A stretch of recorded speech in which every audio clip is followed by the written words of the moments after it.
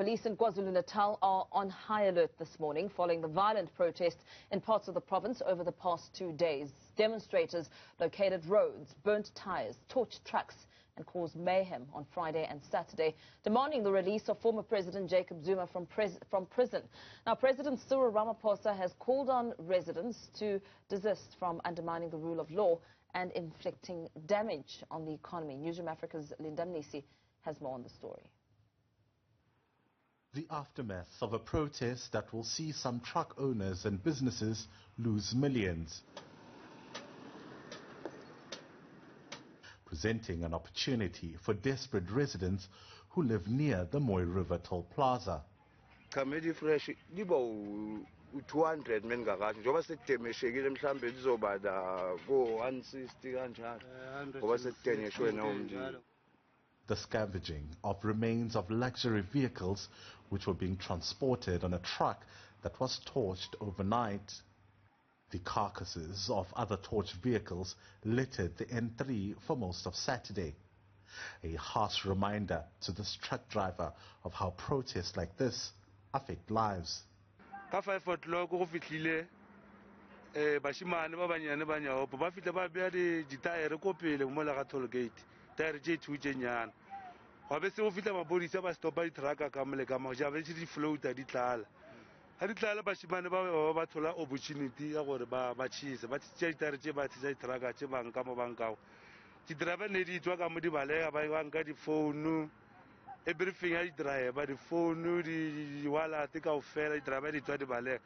Police had made several arrests and have called additional officers in from their rest days. We've already mobilized as many police officers that we have in the province, including some of our police officers that were on rest days and were not ordinarily working. And we've boosted our deployments along the major routes in the province and the key points in the province. While speculation is rife that the protests could be linked to members of the Free Zuma campaign, police say they don't know yet what could be behind them.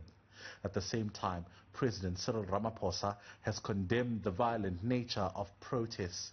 He also said the constitutional right to protest shouldn't be used to break the law, damage property and threaten lives.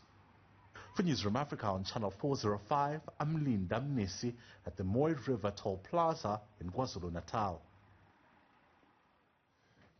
Meanwhile, the Durban Chamber of Commerce and Industry is calling on President Cyril Ramaphosa to intervene in KwaZulu-Natal's ongoing protests. Now, Deputy President of Commerce and Industry, Gladwin Malisha, says that the impact of these protests will be severe on the country's economy.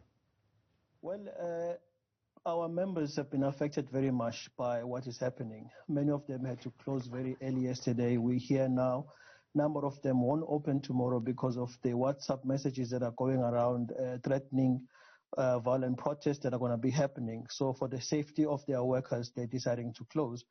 But all of this is impacting negatively on our economy, as well as the impact that it might have on the foreign direct investment. We know that KZN is one of the destinations that foreign direct investment is actually attracting a lot of people to come and put their money.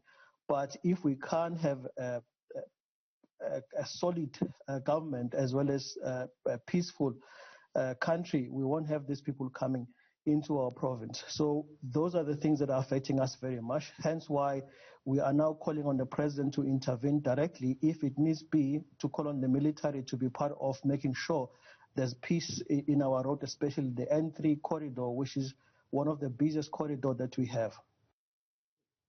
Now, police in KwaZulu-Natal have arrested an additional suspect in Durban who was setting alight a tyre on the road.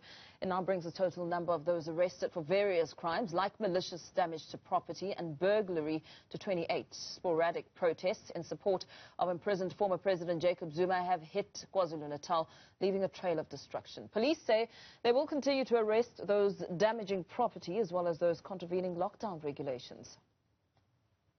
That took place in eThekwini, where a gentleman was setting tyres on fire on the road. When police spotted him, he ran and they chased him into an informal settlement where they arrested him. Well, we've already mobilized as many police officers that we have in the province, including some of our police officers that were on rest days and were not ordinarily working. And we've boosted our deployments along the major routes in the province and the key points in the province.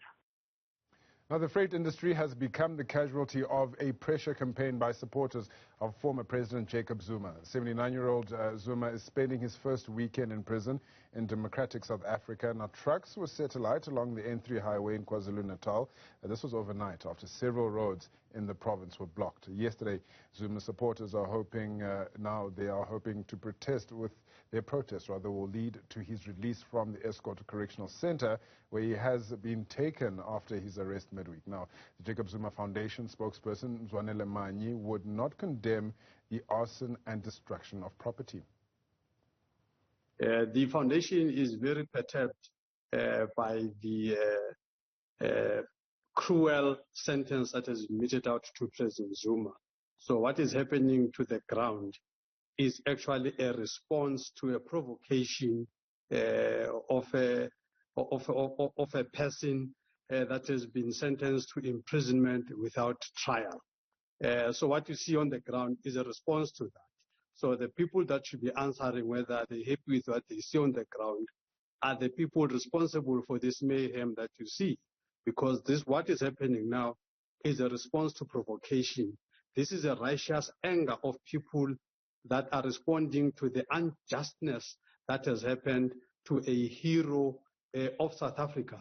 So indeed, we call upon the Constitutional Court to in fact take the opportunity on Monday to do the right thing and rescind this unconstitutional sentence. This unconstitutional sentence, this unlawful sentence, this brutal sentence is what is causing the anger that you see on the ground. The